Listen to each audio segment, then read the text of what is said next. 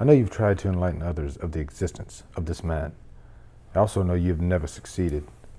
Let me put your mind at ease by telling you that I already believe you. Now your only job is to help me convince them. And how exactly are we going to do that? Together we're going to document everything you know about this man. Whenever we have enough evidence that cannot be ignored, we can get you out of here.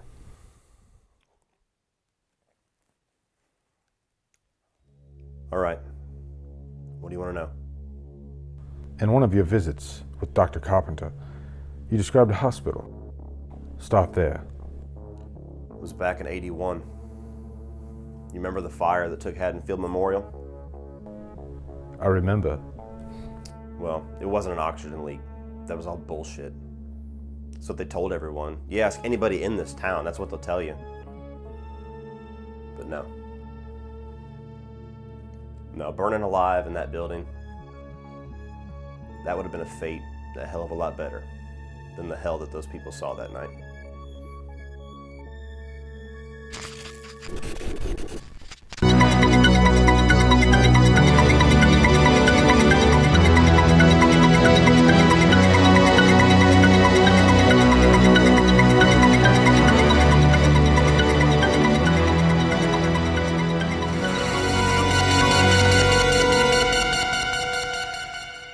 Halloween 2 tells the story of Michael Myers continuing his pursuit of Laurie Strode when a connection between the two characters and Michael Myers' ultimate motivation is revealed. Welcome back, everybody, continuing this Halloween review series in preparation for Halloween 2018 coming out here in just a couple of weeks, and now we are on the first sequel, Rick Rosenthal's Halloween 2.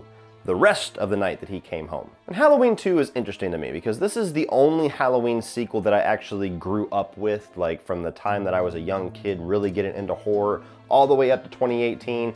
H2O was the first one I saw in the theaters, so I have a connection with that film as well, but Halloween 2 is the only sequel in this entire franchise that I have watched since I was a kid. And with that, there's a certain amount of nostalgia, but also as I've gotten older, there's quite a few things about the movie that I've started to kind of pick up on as something that doesn't really work all that well, even so many years later of it being a classic. And this is also the only sequel in this franchise that, at least from my perspective, seems to be the only one that kind of is a required compadre to the first film. Like, you see so many people that have John Carpenter's Halloween as like this October staple. I have to put the DVD in, I gotta put the Blu-ray in, I have to see it in theaters. And most of those people, if you talk to them, always say that they pop in Halloween 2 right after finishing the first one. This is the only sequel in this franchise, from what I can tell, despite how many people love some of the other films, that feels like a counterpart to the first film. Almost like you could take the credit sequence out of the first one and the opening sequence of the second one and meld it together and make one giant movie, which some people have done. And that's one of the more cool elements of Halloween 2. Despite some of the tonal shifts, despite some of the direction changes, despite some things not done quite as good as the John Carpenter Halloween classic, this one does carry on the most consistency as far as the approach and the tone and just the way that it feels with that original Halloween movie. Although this sequel is going for a bit more blood, no pun intended, than the original film, and they let you know right from the credit sequence. Like, the opening sequence in this movie I think is awesome. It's probably one of my favorites in the entire franchise, where it shows the pumpkin, you know, the jack-o'-lantern, just like it did in the original John Carpenter's Halloween credit sequence, but the pumpkin starts to open up and it reveals a skull on the inside of it with a little bit of like webbing. It's just such an awesome effect that it really kicks this movie off with a punch, and it lets you know that Michael Myers is back and he ain't fucking around this time. And one of the first things you're gonna notice has changed a little bit from the original is the score. It's still the same score, but it's digitized a little more. It's different. It's got a little different flavor to it. Some people actually prefer it to the original. I'm not one of them, but I do like the different flavor that it has. And what I will say is they still utilize the score to its fullest potential in this sequel. There's certain little musical cues that they utilize, like whenever Michael is revealed to not be dead, whenever somebody shoots him or somebody throws him off a roof or whatever they decide to do to Michael Myers, there's certain musical cues that let you know, yeah, he's about to get right back up again. And there's certain elements of that John Carpenter score that they utilize to just kind of move the story along and to kind of reinforce what's going on screen. They do it just as well in Halloween 2 that they did in the original film. It's just a little different. But moving into some of the things that I do like a lot about Halloween 2, despite some of its flaws that I will explore quite heavily in the second part of this review, I do like the hospital setting. Hospitals creep me out. I don't have like this paralyzing fear of them. I can go and just be just fine, especially if I'm the one who's in trouble. But when you get into a hospital in a horror movie, it kind of reverses how a hospital is supposed to make you feel. A hospital is supposed to make you feel like, okay, I'm safe now, there's doctors around, anything that happens to me at any given time, there are smart motherfuckers walking around here who can help me, that can revive me, that can, make me feel better.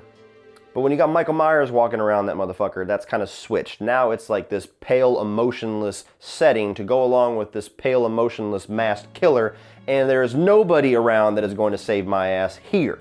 I also like how they brought back Loomis, and I like the performance of Donald Pleasance once again.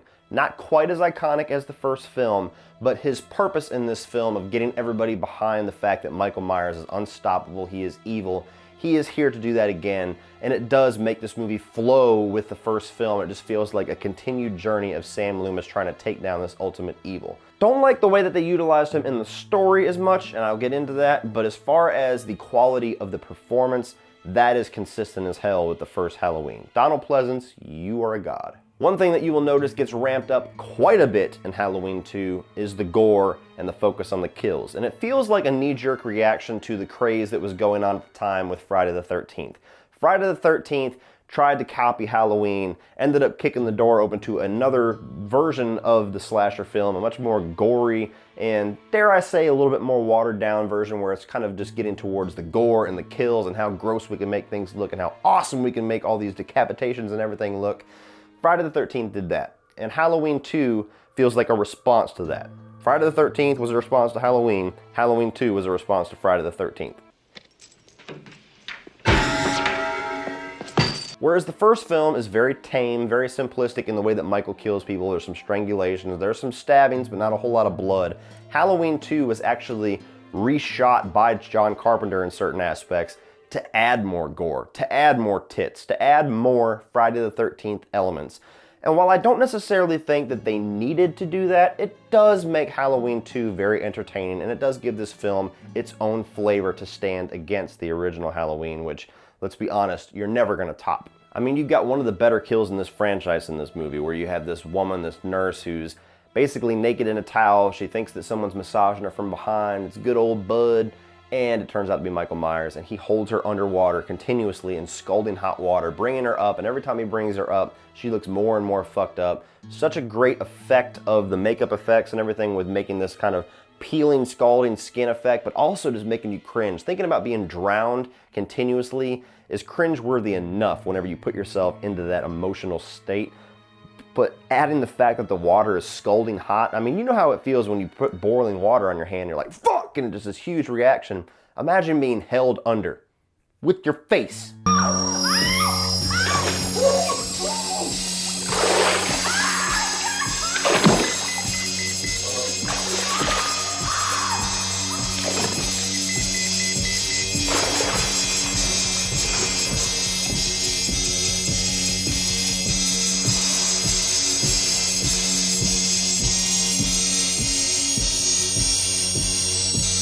There's also a lot of nice carryovers as far as the style of shots and the style of camera work in this, which do help with that consistent feeling going from John Carpenter's film to Halloween 2. There's a lot of the same camera tricks used to kind of hide Myers in the shadows, especially in one scene where he has a syringe kill, and he's kind of like, it's kind of a revisit of that whole thing where Michael just comes into view slowly with that small amount of lighting. They utilized the same tricks to make Michael Myers seem scary and seem like he could be anywhere and be nowhere at the same time, and that is a pro. I like that approach to Michael Myers, and it stays consistent with the first film to make this kind of one required viewing experience. And the last positive that I would give, which is kind of more of a mixed positive because there's things about it I don't like, but it also is far from the worst performance as far as Michael Myers goes in this franchise, Dick Warlock as Michael Myers. I don't think that he nails it nearly as much as Nick Castle did in the first film in balancing that human and supernatural element, but this version of Myers, Dick Warlock's Myers, is a lot more brutal. It's a lot more intimidating on the fact that you think it would probably be a lot more painful to get killed by this version of Michael Myers, and that's cool. That brings another level of scary to it. That does bring another level of intimidation there. The element of the performance that kind of holds it back from being a full-on positive for me is that it seems very robotic at times. It seems very zombie-like. Like, Michael Myers never moved like a zombie. He moved like a human in the first one. That was the spots that would let you know that this isn't necessarily supernatural. This is somebody that's kind of in the middle. This is a body or a vessel for evil, but he's still human-like. But when you get to Halloween 2, that kind of goes out the window. You know, he walks around and just kind of seems robotic, like Frankenstein almost. I don't know if that was a nod to Frankenstein. I don't know if Rick Rosenthal has some love for, you know, that character and wanted to bring a different element, or even Dick Warlock himself wanted to bring that different element. I don't know where the creative choice was to make Michael Myers a little bit more zombie-like, but when I watch this, it does bug me. I'm like, Michael Myers doesn't walk like that. That's too stiff.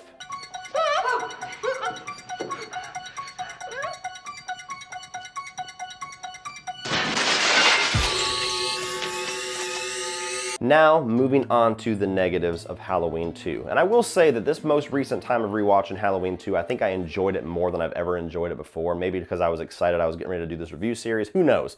But there are some things about this movie that even now that I do watch it and really enjoy this as a really good Halloween sequel, there's still things about it that just bug the fuck out of me. Number one, which is a very controversial statement, but fuck it, I'm gonna make it anyway. I have always hated the brother-sister element that they introduced in this between Laurie Strode and Michael Myers. John Carpenter even admits that he doesn't like that direction. That's the reason why they're doing what they're doing with this new Halloween 2018. This is why John Carpenter got excited about the script by Danny McBride and David Gordon Green's ideas. That's why he's a producer on it. That's why he's involved in this new movie, which he hasn't been involved with since Halloween 2. Well, Halloween 3 kind of. But you get what I'm saying. The whole thing that they bring into this with Michael and Laurie being revealed to be siblings, and that's why Michael killed her, there's so many things that's wrong about that. Number one is just the way that they executed it. It's so lazy and thrown away. You could literally take the scene out where Loomis hears this from the nurse. Laurie Strode is actually his sister. That's why he's come back to kill her. You could take that scene out of this movie.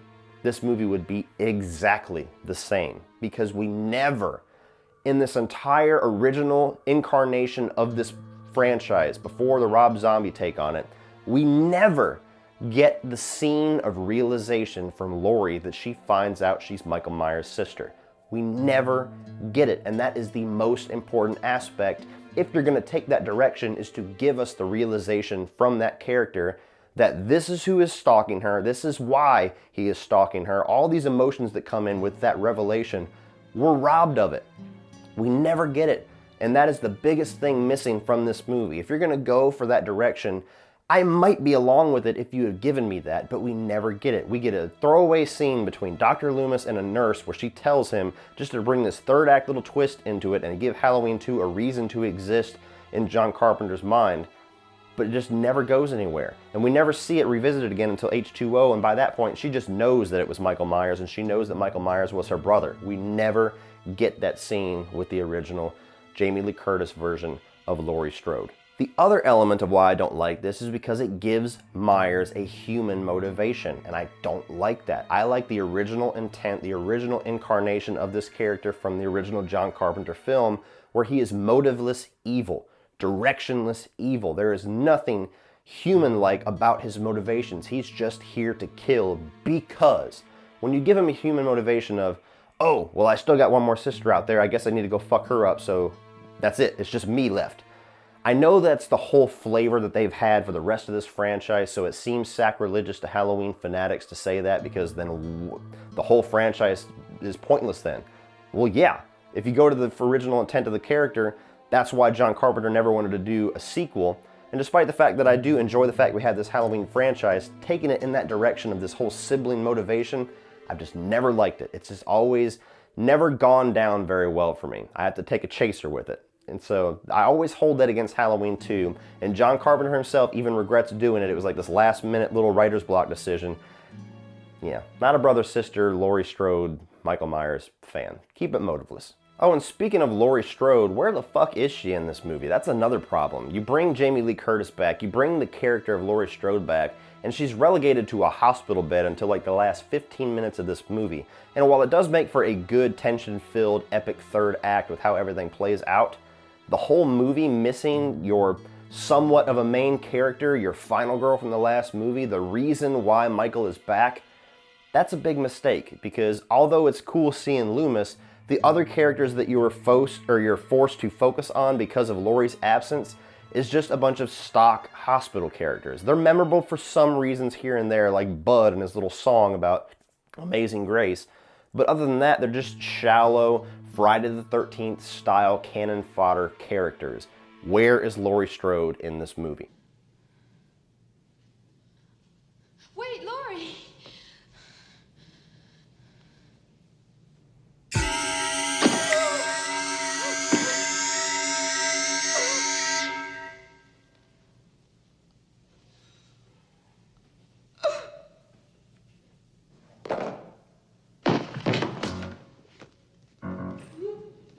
And with going for that Friday the 13th style approach about ramping up the gore, ramping down the character development and everything like that, having more stock cannon fodder characters, this movie does fall into the trap of being kind of slasher by numbers and falling into a lot of the 80s horror movie cliches that do not age well. Stupid characters doing really stupid things.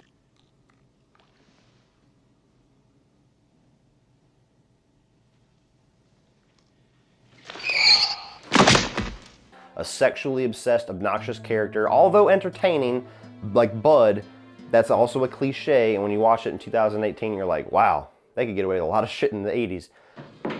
Amazing Grace, come sit on my face. Don't make me cry, I need your pie. Look, why don't you just shut up, all right? The whole like cliches about like when Laurie's trying to escape the hospital and the only car that she suddenly has access to won't start because the script needs it to. Cliches.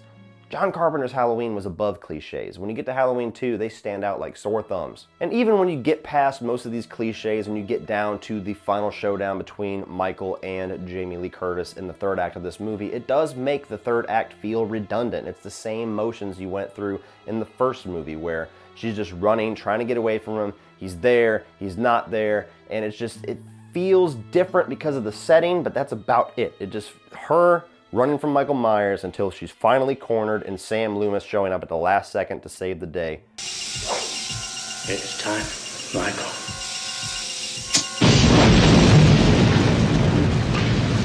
We've been there before. Yes, it's entertaining.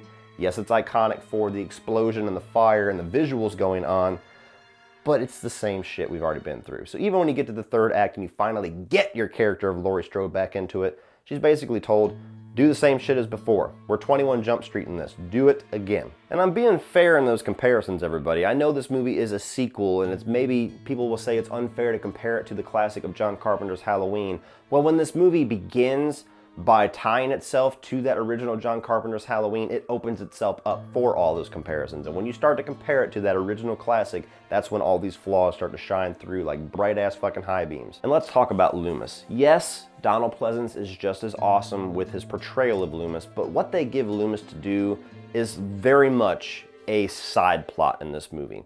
You have this whole mystery surrounding this death of Ben Tramer, what's revealed to be Ben Tramer, where they trying to, the entire first and second act, figure out if this was Michael Myers that got slammed into, that burned alive in this mask. Stop! Stop! Shoot! Stop! Stop!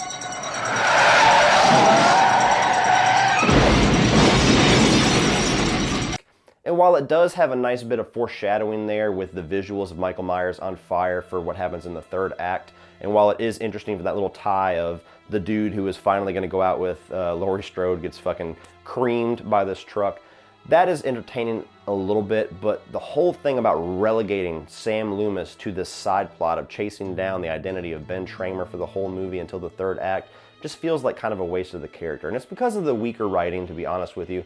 You know, there's not as much creativity or as much, you know, John Carpenter wasn't necessarily on top of his game when he put in some of the elements of this script, I'll be honest. Like the whole thing about Michael going to the school just to write Sam Hain in blood because he figured somebody would see it. And what the fuck Sam Hain even means to him, I have no idea. That's one of those scenes where you're like, can we delete this? And my final negative with Halloween 2 is just some of the acting. You know, like especially the cop character in the beginning of this movie, like when you get to the scene whenever they find Sam Loomis and Sheriff Brackett, and he's like, Sheriff, they found a body. It was Annie. Whew. rough. But with all that being said, guys, I do enjoy Halloween 2 a lot more now watching it. It is a movie that I think will become a staple for me to watch Halloween 1 and then pop in Halloween 2, even though it probably, for enjoyment's sake, would be better to watch the second one first and end with the good one. I know that wouldn't make any sense and I would never do that, but you know what I'm saying. Halloween 2, they go together very well, although all the flaws of Halloween 2 get brought to the surface on the fact that it is tied so heavily to that original classic. Some weird writing decisions, the whole brother-sister angle, the more generic 80s slasher elements brought into this when the Halloween franchise never really needed to devolve itself to that. Some pointless kills for the sake of extended gore sequences, stuff like that, that is entertaining, that is something that is important for an 80s horror movie to have, and if it didn't have that, I might be standing in front of you bitching about why it doesn't have it. Totally fair, but it, stacked up against that original film, Halloween 2 is a good sequel, but definitely not even anywhere close to as good as that original one.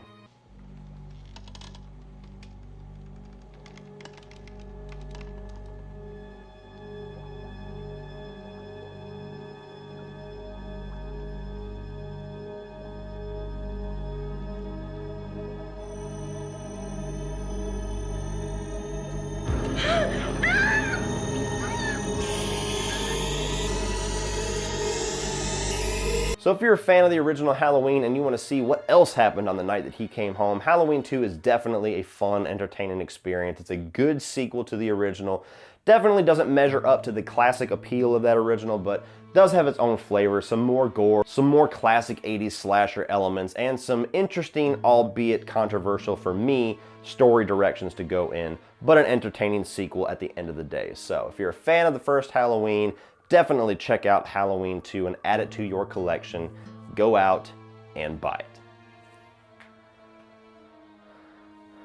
So what do you guys think of Halloween 2? Do you enjoy this sequel as a counterpart to the first film? Do you see all the flaws that I see? Do you hate all the added gore and the more Friday the 13th elements to this? Or do you actually like the direction that it took, which kind of set the tone for the rest of this franchise? Put your thoughts down below on Halloween 2 and we will talk about it. Please like and share this video. Hit that subscribe button if you're not already a subscriber. If you guys want to check out some social media links, you can check the video description down below for Facebook, Instagram, Twitter, my Spreadshirt store for cool Cody Leach merchandise like t-shirts and other awesome designs that you guys will enjoy very much, and my Patreon page, which is a great way to give back to this channel, help it grow, and get cool exclusive content for your eyes only. So check all that out, guys. And if you want to check out some more of my videos, including the rest of this Halloween review series leading up to Halloween 2018, you can check all that out by clicking right over here.